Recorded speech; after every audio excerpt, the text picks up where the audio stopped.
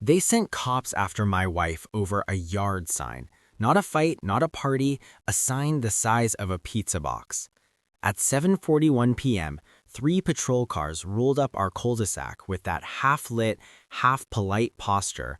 No sirens, just bars strobing like a low-grade migraine. The camera over our porch kicked to life, our dog's ears went up, and across the street, on the HOA president's lawn, I swear the azaleas were vibrating with anticipation. "Sheriff's office," came a measured knock.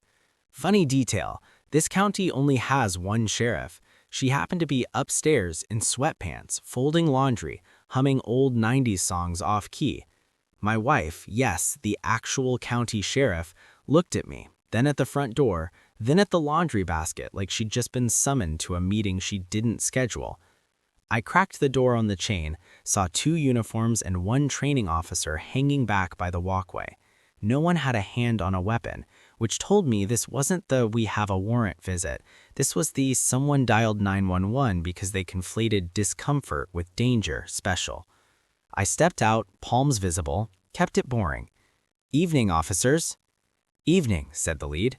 "We got a call about a disturbance. Complainant reports a possible impersonation of law enforcement and an unauthorized police vehicle on private property." Behind him, parked in our driveway like it has been every night for 6 years, sat my wife's county take-home unit. Clean, legal, a perk of the job that also lets her bolt out the door when the phone turns into a siren. The hood reflected their blues and reds like a mirror held up to irony. "Copy that," I said. "No disturbance here, no impersonation either." I glanced over my shoulder. "Honey?" She came down like she always does when there's a knock. Hands empty, calm, a half smile that says, "Let's make this easy." She didn't flash anything, she didn't flex rank, she just stood where the porch light put her face in plain view. "Evening," she said, voice even. The lead officer blinked, recalibrated, and I could see the mental Rolodex spin. My wife is not a secret in this county, but a ball cap and sweatpants aren't exactly the uniform you picture when you dial "please send drama." He did the right thing. "Ma'am, could I see ID?" "Of course," she said. She handed him her county ID and her badge in the same motion you'd hand a barista a gift card. Careful, casual, no theater. She also did what every pro does when the spotlight hits home. She kept herself in the box. "Treat me like any other citizen. Let's stick to the call." The third officer, rookie, face still learning what to do, leaned back toward the walkway and keyed his shoulder mic. "Dispatch, confirm contact with county sheriff at address, showing ID." You could hear the pause on the other end as the dispatcher weighed professionalism against the urge to say, "Are you kidding me?" "Affirm," came the reply. "Proceed." The lead shifted gears.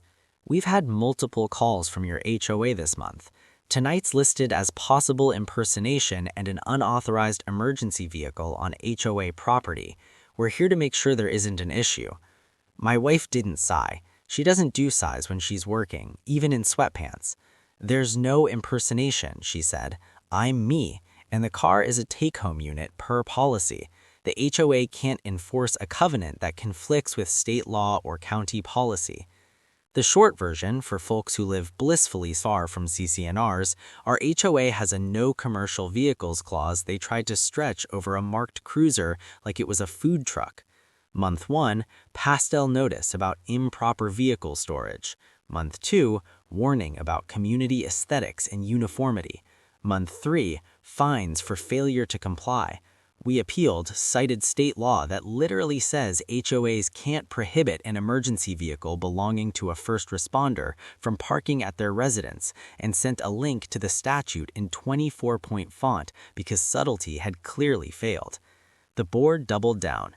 They escalated to safety concerns about people posing as law enforcement. Translation, my wife in gym clothes flipping a porch light switch, and then they did the thing you do when you've exhausted your newsletters. Call the police to fight your bylaws for you.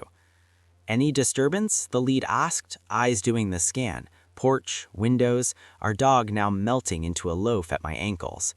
"Just laundry," I said, gesturing to the basket like it was Exhibit A. "Our biggest fight tonight was over socks." He crocked a smile. The rookie relaxed a centimeter. The training officer, who had been quiet on purpose, spoke up. "We'll clear you," he said. "We'll also log the HOA's call as a civil matter." Translation: stop using 911 to enforce HOA taste. Across the street, a silhouette parted the blinds and then snapped them closed like a guilt sandwich. My wife stayed in calm mode. "Since we're here," she said, "would you mind adding a note that we'll be filing a misuse of emergency system complaint with HOA? I'll handle the conversation with their counsel." She looked at me. "We'll start the paper trail tomorrow." They nodded, thanked us for the professionalism we didn't make them dig for, and backed off the porch. The lead officer met my wife's eyes and did a tiny half nod, the one cops trade when the hot comes off and the human stays. "Have a good night, Sheriff." Back inside, our dog did a full-body sigh the size of a yoga class. My wife set her badge and ID back on a little dish by the door where we keep keys and the list of who to call in storms. "That's 3 times this month," she said. "4, I corrected. "You missed the one about the flag." "Right, the flag, because this wasn't about cars or laundry. This was a slow-burn feud, a blue porch light in May for a fallen officer, a small yard sign supporting a community fundraiser, her patrol unit in the driveway, and a board president who had decided she was the main character in a show no one else wanted to watch. We did what we always do when someone mistakes a badge for a bulldozer. We made tea. We opened laptops. We got boring on purpose. She pulled up the state statute. I pulled up the CCNRs. We drafted an email with exactly 0 adjectives and a link to a PDF the HOA could read out loud to themselves until the word preemption sank in. Then she looked at me over the rim of her mug and said, "We're not making this personal, we're making it procedural." That's the thing about my wife. People expect swagger. She's the county sheriff. They think she's going to bark. What she does instead is paperwork, with a smile and a clock. The letters started small and polite. "Friendly reminder," said the first pastel, printed in a font so rounded it felt like it should come with a cupcake. "Commercial vehicles are not allowed to be visible from the street." It included a list of examples: delivery trucks, vans with logos, trailers, and then shoehorned at the bottom like a hope, marked emergency vehicles. We replied with a single paragraph and a citation. Per state code XX.XXXX, an HOA may not prohibit or unreasonably restrict a law enforcement officer from parking their official vehicle at their residence. The county's take-home program is established by policy. Please update your guidelines. They didn't.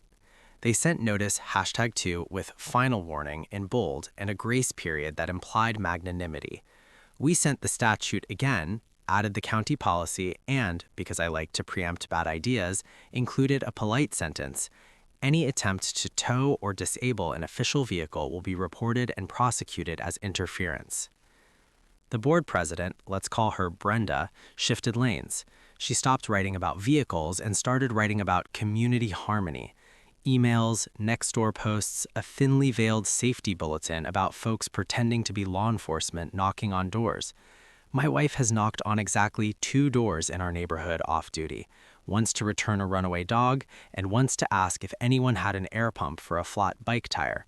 But in Brenda's newsletter, a mention of strangers in tactical pants mutated into "citizens, be vigilant." The comments did what comments do. The same week, a new policy emerged from the Architectural Committee: no signs whatsoever other than for sale signs in neutral colors. Until that morning, the rules allowed 2 small yard signs. Ours was about a charity 5K for fallen first responders. It sat by our front hedge like a quiet thank you. Suddenly, it was non-compliant. We took it down. Then we printed the email exchange, hole-punched it, and slid it into a binder tab labeled retaliation. It sounds dramatic. It's not. Patterns matter when you escalate. We weren't alone. Priya, our neighbor with common sense and a spine, sent me screenshots of her own pastel mail, a violation for a blue porch bulb in May, colored lighting not in harmony with community standards. She is an ER nurse. Her bulb was for one of her colleagues who didn't make it home. She wrote back the words I wish I'd thought to use first: "Harmony happens when you stop policing grief." By mid-month, 3 more pastels had arrived. Trash can visible for 21 minutes beyond pickup window. Garden hose coiled left of spigot. and bicycle temporarily parked in driveway. Brenda's HOA had graduated from CCNRs to HOA as a hobby, and when the pastels didn't give her the endorphin hit, she picked up the phone. Possible impersonation, she told dispatch, unauthorized vehicle. Then, when that didn't pan out, disturbance, as if folding bath towels could disturb anything but lint. We tracked every call. The city PD sent 2 units each time because they're trained to treat every report like it could be real. The first visit, my wife smiled through introductions, showed ID, and asked dispatch to note that the HOA was using 911 for civil matters. The second visit, she requested a sergeant follow-up. The third, she called the police chief, a good man who hates wasting officers like a chef hates wasting knives, and got a promise. We'll educate them. We'll flag their address. Brenda responded with a mass email accusing someone of special treatment. We posted exactly once in reply, a screenshot of the statute and a note that read, "This is the law. If you have questions about take-home policies, the county has a public page." Then we went quiet, because arguing with a microphone is how you become a soundtrack. The paper trail wasn't just jobs. My wife did the adult stuff. She filed a formal grievance through the HOA's process, not because she trusted it, but because you fill out every form the handbook gives you before you put it down. She requested a hearing. She asked to be put on the board's agenda to discuss first responder accommodations. She invited the property manager to coffee. She copied counsel once and only once when a pastel letter crossed into legal territory, threatened towing. Counsel wrote 2 sentences back that cost us $150 and saved us months. Any attempt to tow or disable a marked unit will be immediately enjoined. This is notice. When the board finally sat us in a room, Brenda opened with performative sweetness. "We're all on the same team," she said. "We just have to maintain standards." "Standards are great," my wife said. "Let's start with safety and law." She laid out 3 documents like a dealer: state statute, county policy, and a memo from the city PD chief encouraging HOAs to stop calling 911 for aesthetics. "You don't have to like my car. You do have to respect that I'm allowed to park it. If you want me to keep it in the garage, advocate for a bigger garage when you approve houses." Brenda tried to pivot to, "Some residents feel intimidated by a marked cruiser," as if feelings rewrite preemption. My wife didn't bite. "My presence is not intimidation. My job exists for your safety. If you want softer optics, invite me to the next block party and let folks meet their sheriff in daylight over hot dogs instead of blue lights over rumors." Gary, the treasurer, who knows math, cleared his throat. "What about the sign rule?" he asked. "Feels like we changed that pretty fast." I slid him a copy of the old page and the new. "Feels like retaliation," I said, not accusing so much as narrating. The property manager, who has the eternal job of absorbing shame intended for people who outrank her on paper, wrote notes like she was trying to carve them into the table. "We can revise," she said. Brenda shot her a look that could staple paper from across the room. Then came the night of the knock. Officers at our door, Brenda whispering into the blinds across the street, and my wife proving that duty and sweatpants can share a sentence. That night moved this out of pastel territory. Misuse of 911 isn't a vibe, it's a violation. So my wife did what sheriffs do when patterns meet policy. She set a meeting, hers, not theirs. She invited the HOA board, the property manager, the city police chief, the 911 supervisor, and a county attorney. She reserved the library's community room at 6 p.m. because fluorescent lights and folding chairs are where nonsense goes to retire. The agenda had 2 items: emergency calls, when and why, and first responder vehicles, law and accommodation. No popcorn, no theatrics, just the adult table and a stack of handouts. Brenda RSVP'd attending with a confidence that read like she hadn't done the math. She brought a printout of the HOA's mission statement and a list titled Resident Concerns, which started with aesthetics and ended with perceived intimidation. The chief brought call logs, dates, times, outcomes, all civil, no crime found. The 911 supervisor brought a chart of call loads and a simple sentence: "Every false call is a real call someone else waits longer for." The county attorney brought the statute and a permanent marker to circle the part Brenda kept skipping. My wife brought cookies, because she's ruthless like that. Policy in HOA land passes like a kidney stone. Slow, loud, but eventually it passes. The board met that Thursday and ratified 3 items: the emergency call protocol, the first responder vehicle carve-out, and the sign policy reset. Gary read the motions like a man who had slept on them. Linda seconded. Brenda voted no on all 3, then requested the minutes reflect her concern for community aesthetics. The room didn't boo, it sighed. Then came the meltdown. You don't write this part, it writes itself. The day after the newsletter went out, a Nextdoor post username True Lakeside appeared. Are we okay with cruisers parked next to our mailboxes now? The comments went feral for 6 hours, then calmed when the chief posted a single sentence. Yes, because that cruiser belongs to the person who will come when you need them. Someone tried intimidation again. Priya responded with a photo of cupcakes in the caption, "I call this intimidation." People laughed. The burn thread died. Brenda, not a fan of dying threads, CC'd the board on a demand to revisit the vehicle carve-out, citing the silence of our covenants. The county attorney replied with the brevity of a scalpel. Your covenants are silent because state law is speaking. That email bled into a rumor about Brenda being primaried for the board election. She posted a long thing about principles. Gary posted a longer thing about laws. The property manager did the work no one claps for. She put the emergency call protocol in the volunteer handbook, scheduled a 15-minute training with an officer before the next compliance drive, and printed the when to call one-pager on neon paper and taped it to the clubhouse fridge next to the pool schedule and the flyer for yoga. She also quietly put a false report policy on the agenda. Second offense gets a warning letter, third offense, fine. Egregious cases, referral to law enforcement. It passed 6-1. The payoff wasn't in emails, it was in asphalt and folding tables. 2 Saturdays later, the HOA held a block party, not as penance, as inoculation. Bounce house, grills, the world's most awkward lawn games. The chief sent 2 officers with a cruiser kids could sit in. The fire station rolled a rig by for exactly 19 minutes because calls don't care about face paint. And my wife stood by a table with a poster that said, "Meet your sheriff," and a bowl of cheap pens, smiling the smile you smile when you're both public and a person. People who had never made eye contact with her off-duty used her first name. Brenda didn't attend, her husband did and discovered he likes cornhole. Priya stifled a laugh when a toddler honked the cruiser's horn and then apologized to it.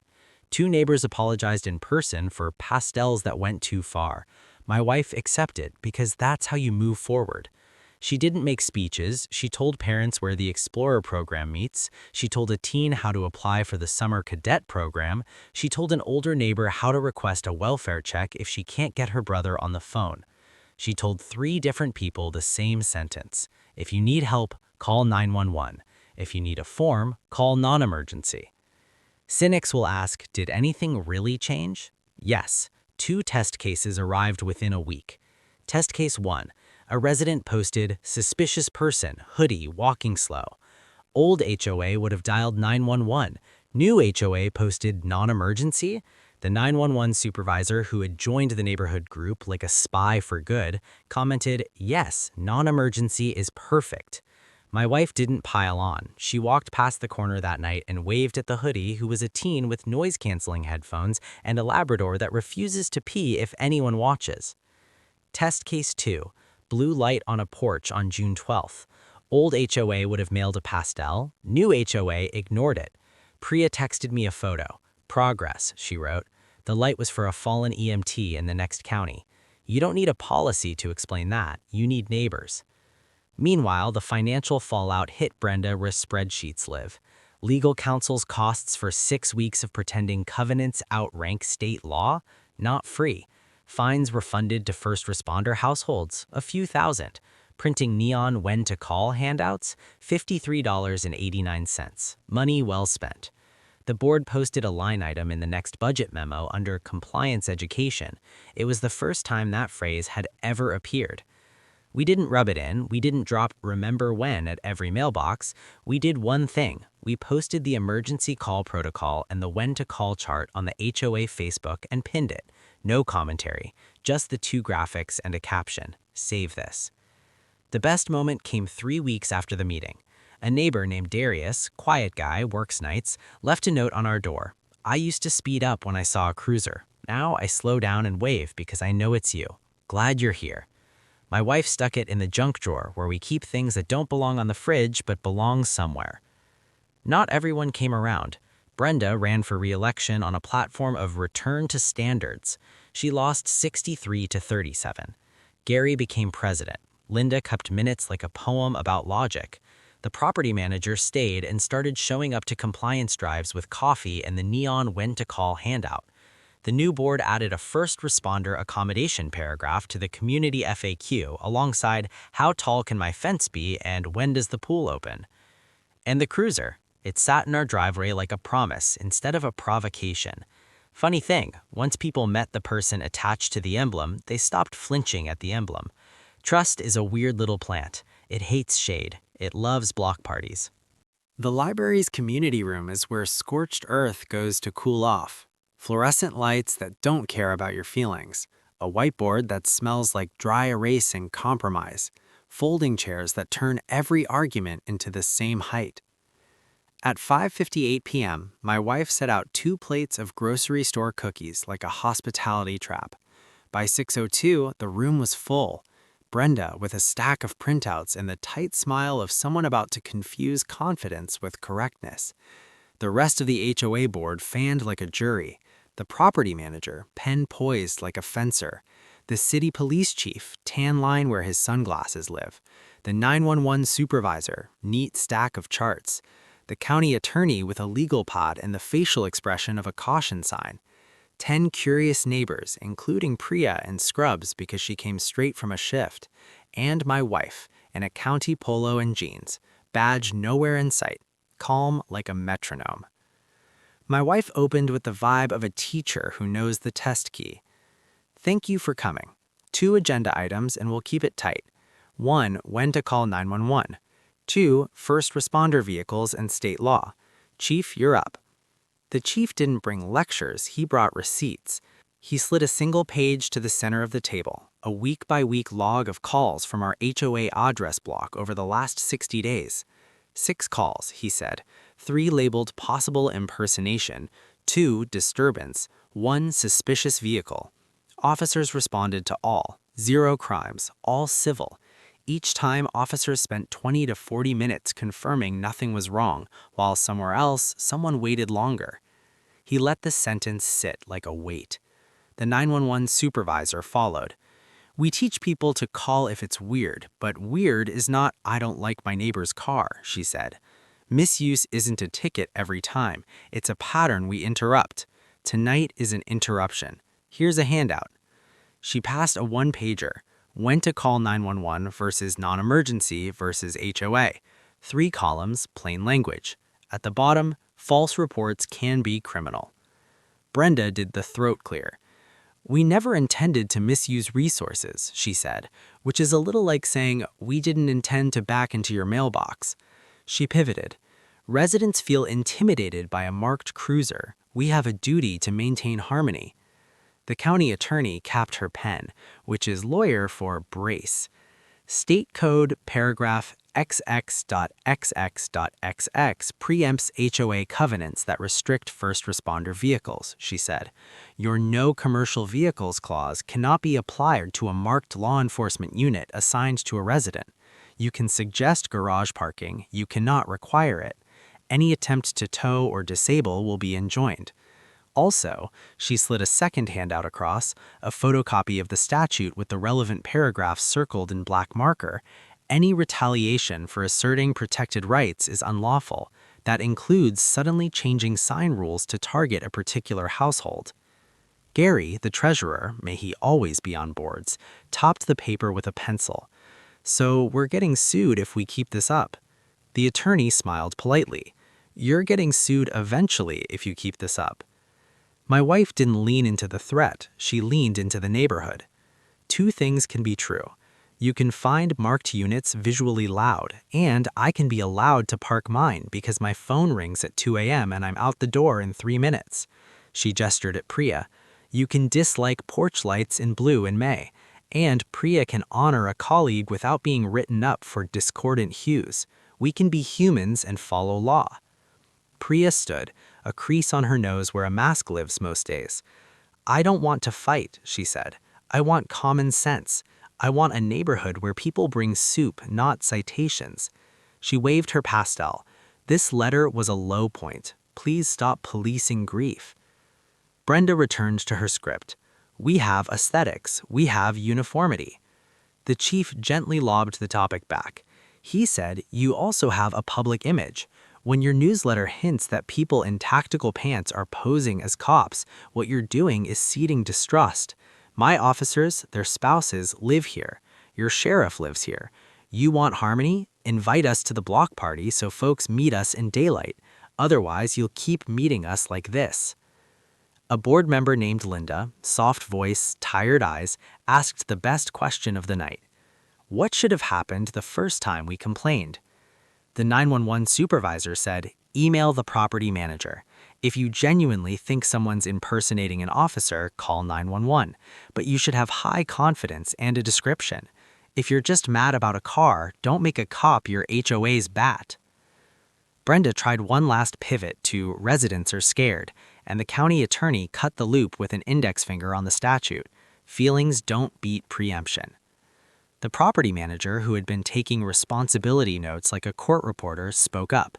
Here's what I propose, she said, eyes flicking to Gary, past Brenda. We adopt a 911 education policy for volunteers and the board. We revise our vehicle guidance to explicitly carve out first responder take-home units per state law. We revert the sign policy to last year's language, and we put that decision on the next agenda for an actual vote. We rescind fees related to first responder households and blue porch lights. And we schedule coffee with a cop or sheriff so residents see faces behind units. Brenda opened her mouth. Gary beat her to it. Second, he said, which is how motions survive presidents. My wife passed the cookies. It wasn't bribery, it was bait for the temperature to drop. People ate while the board, council, and management wordsmithed a draft, a one-page HOA emergency call protocol, a paragraph to paste into the newsletter, and the skeleton of a resolution for their next meeting. They asked the chief if he'd send an officer to do a 20-minute training for HOA volunteers. He said yes. They asked the 911 supervisor if they could share the when-to-call handout on the HOA site. She said please. They asked the county attorney if she'd review their draft. She said send it. Brenda made one more attempt to claim mission. She said, we care about aesthetics. We care about safety first, my wife replied. Curb appeal is easier when people trust each other. The whole thing was over in 52 minutes. We stacked chairs, people lingered. A dad asked my wife if his teen should apply for the Explorer program. An older neighbor topped the statute with relief. I knew this smelled wrong, she said. Brenda left with an armful of paper and a face that said the script had changed mid-scene. Walking to the car, the chief chuckled. You brought cookies to a policy fight. My wife shrugged. Sugar is de-escalation. The next morning, the HOA email blast arrived without adjectives.